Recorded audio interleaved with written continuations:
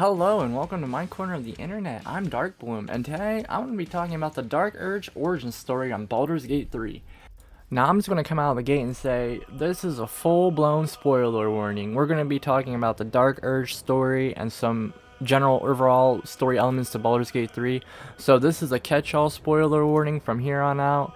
We are going to be talking about some stuff that you're going to be finding out later in Act 2, around the end of Act 2, but we don't talk about anything beyond Act 2. So there's your spoiler warning, anything up to Act 2 ending. Now before you say, why would anyone do an origin character before a custom character? Well, I did a bunch of custom characters in early access.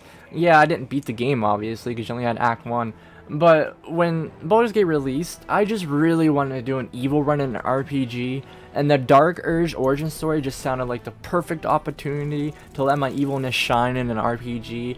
And Larian Studios gives you so many opportunities to be evil that it's awesome. I'm having a blast playing as an evil character. I do not regret my decision either. The playthrough I'm doing right now is incredibly fun. I'm having a blast. I constantly want to progress further. I'm having fun being evil. And I'm just going to add the icing on the cake and say Baldur's Gate 3 is one of the best games I've ever played. It is easily in that top 10 games, and I've played and beaten thousands of games in my lifetime. Baldur's Gate 3 is just amazing. The level of player choice and freedom in Baldur's Gate 3 blows my mind. Even 100 hours in, I am still massively impressed at almost every environment I walk into and every dialogue I interact with. This game is perfection. Larian Studios did an amazing job. Now let's talk about the Dark Urge origin and some more Baldur's Gate 3. Now the Dark Urge is a completely different story compared to a custom character. All the origin stories are different compared to a custom character. You're playing that character's shoe. But the thing that makes the Dark Urge pretty interesting is that he's the only origin story that you can't have as a companion. All the other origin stories you can play, you can be those characters, or I'm sorry, you can have them as companions on your custom character. But that's not the case with Dark Urge, and I found that very intriguing. That was something that pulled me in with it. So, and there's reasons for that as you get later in the game. I'm not going to spoil that much for you, because then there would be no point in playing the Dark Urge, and I really want people to play this. Because if you're into evil playthroughs, this is probably one of the best evil playthroughs I played in an RPG, and yeah, that's hands down, actually. Very rarely does a game actually let you be truly evil, and Baldur's Gate 3 lets you be fucking evil. And something I found cool is that you can even customize the look of the Dark Urge. You don't even have to be a Dragonborn. That's pretty cool. But yeah, I went with the Sorcerer. There's a bunch of classes to choose from, even subclasses, but my main is a Wild Magic Sorcerer, and it's really fun. I really like the Wild Magic switch-ups that happen mid-fight. But yeah, my Dark Urge is a sorcerer, a wild magic sorcerer. And at the beginning of his journey, he was a little confused about himself. He didn't know, like, what he wanted to be. He didn't know his place in the earth. He had a little empty head going, you know? So, in the early game, I was playing a bit by ear, you know? My little Dark Urge guy was just learning about himself. And as we got deeper in the game, the evilness started to show. Ho ho ho, yeah. At first, you know, you kind of have a heart. And then, you know, you get betrayed one time by a companion who tries to suck your blood. You decide to give him a false sense of security just to drive a stake through his heart. So, I think by that point, you decide to be pretty evil. Yeah, this is pretty awesome. I love this choice. And on top of that, he was kind of annoying me at this point. So I think I'm going to use him in another playthrough, but yeah, getting rid of him in this playthrough like this was just, it was chef's kiss for my character. Eventually this evil ass butler will come along and try to jog your memory a little bit, and he'll offer you some things, and you have to do some evil shit to get those things, but it pays off, because if you go through with it, you unlock some really cool stuff. Right here's a big spoiler, but you become the Slayer if you follow the butler's instructions. And the Slayer transformation can actually be pretty helpful in fighting. I've only used it about 4 times though. I don't really pull it out unless I actually feel like I need to. But the Slayer is pretty awesome in combat. And I think it is one of the best parts about the Dark Urge is getting to see the Slayer and use the Slayer, and it's just awesome. The way you get it and what you have to do to get it is insane. So what you have to do to get the Slayer is you have to kill someone. You have to kill an ally.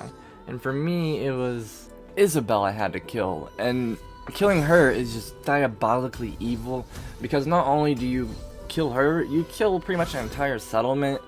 She is a protector, so once you off her, the whole Last Light Inn just collapses, which is horrible for a good playthrough, very good for evil playthrough.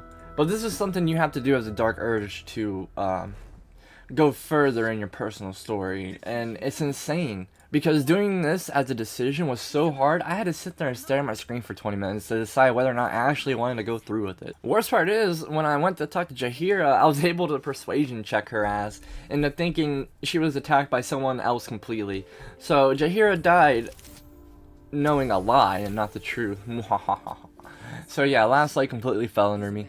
And unfortunately, if you do go down this path, no matter what dialogue check you do, it results in one massive fight. One that does take some strategic planning too, because it is a sheer factor number. My biggest advice for the Last Light Inn fight is to stay away from the branches that sprout out from the ground mid-fight. You can move away from them and they can't reach you. So if you do this, that's my advice. And I'd be lying if I didn't say it took me a few tries. And you know, you could be evil, but you still need a partner, and that's why we got Lae'zel. Lae'zel is my partner in this playthrough. Once you like sleep with her a couple times and keep her approval rating up, she'll eventually confess herself to you. And you can tell she's conflicted about it because she never really loved anyone before, or at least that's what I assumed. But she eventually confesses to you, and it's kind of crazy. I wanted to go for Shadowheart this playthrough, but I did some things that made her literally not care at all about love. So it is what it is, huh? I got Lae'zel to keep me company, so I ain't stressing. There was one point where Shadowheart was about to kill her, and if I didn't do a persuasion check, she would've, because I watched it. So I'm really glad I prevented Shadowheart from killing Lae'zel, because Lae'zel was like one of my biggest companions. She is just brutal on the battlefield. There's so many fights I've won just because of her. You know, once she confesses to you, she wants to fight you to see if you're worthy. And, yeah, she beat my ass. She beat my ass in one turn. So yeah, we're not making love to bears in this playthrough. We're going with the gift. Now, inspirations are something in Baldur's Gate 3 that kind of lets you know your journey so far and stuff like that, depending on what you pick. Well, you have to be the haunted one for the Dark Urge. And as you see here, it is just a wall of evil deeds that I've committed throughout my playthrough here. I've just murdered so many important characters that you need for a good playthrough that it's not even funny. And you know, kill the protector of Last Light down here. That's probably my most darkest sin right there, next to laying with the gift. So it's kind of like wild how evil this game lets you be. The player choice is crazy. And alongside making it the Dark Urge, I made sure my guy had high charisma so I can do some awesome persuasion checks and intimidation. Like, I was able to convince the healer to let his own servants kill him, and that satisfied me beyond words in a video game. Let's talk for a second about the sheer masterpiece this game is from Larian Studios. Baldur's Gate 3 is probably one of the best video games I've played. I've said that before. It's definitely in the top 5, top 10. And the player choice they give in this game is beyond anything I've experienced in the last 10 to 15 years in a video game. There are tons of games out there that give you illusion of choice, and that is present in Baldur's Gate on some levels, but in the deeper aspect of things and where it matters, the player choice matters in this game. Everything the player does has an impact on the world, and you can see that, you sense it, you feel it. It's wonderful. When games get that right, the games themselves become something special, and that's what Baldur's Gate 3 is. It is a special game. It deserves every ounce of praise it's getting. Larian Studios, great job. Act 1 sets the rest of the game up very nicely. Once you hit Act 2, things start to get very serious very quickly. You'll start to have a lot of conflict arise and a lot of choices to be made. And the game does take its time and let you explore those options as well. The areas that are presented in this section of the game, Act 2, are beautiful. I love the fucking areas in Act 2. I think the environmental designers deserve a raise. Once you hit Act 2, the game starts to widen in scope. The complexity starts to go up, both in gameplay and story. There's a lot more choices to be made in Act 2, a lot more puzzles. Once you get to the Gauntlet of Shire, there's just puzzles galore. And some of them are actually kind of challenging, I'm not going to lie. It took me a while to figure them out. I was not happy about how long it took one of them, but it is what it is. It was such a simple answer too. But the Gauntlet of Shire really starts to test the player's wits. And once you get past there and start hitting Moonrise Tire, Yeah, Act 2 took me some time to get through. It was pretty challenging. The combat really starts to whoop your ass. Not to mention, at some point, you come across a goddamn mimic chest from Dark Souls, and you're just like, what in the actual fuck? What game am I playing, man? This caught me completely off guard, and the fight wasn't too hard, but it caught me off guard, you know? Your character as a Dark Urge, he starts to remember himself. You come across some major power players that jog your memory a little bit. A lot of them on the True Soul side. So, you get your memory jogged by the end of Act 2 a tad bit. I'm not going to explore that. I want you guys to try the Dark Urge, and there's some major things in there, so that is for you guys to figure out. But the Dark Urge story gets freaking wild. You start to realize your true potential by the end of Act 2. You might be wondering, what happens if you eat more Mind Flayer parasites? And the answer is you get some Ellipted Wisdom, and that can prove very helpful depending on what you're trying to do. For me, very helpful, because I'm evil. So I can use it, especially the fact that I've been eating more than one, I can use it to mess with the people in Moonrise Towers, mess with the other True Souls. And it works too, they believe you for the most part. So eating the parasites allows you to play in more on the evil side. Even if you're not fully evil, even if you're on a good path, it allows you to play into it a little bit. I'm not going to tell you what happens when you consume a whole bunch of them. That's for you to find out again. This video does have spoilers, but I'm not going to spoil the whole game. This is just up to like end of Act 2. So yeah, as my journey through Faerun continues, I leave a path of destruction and death. No one escapes my grasp.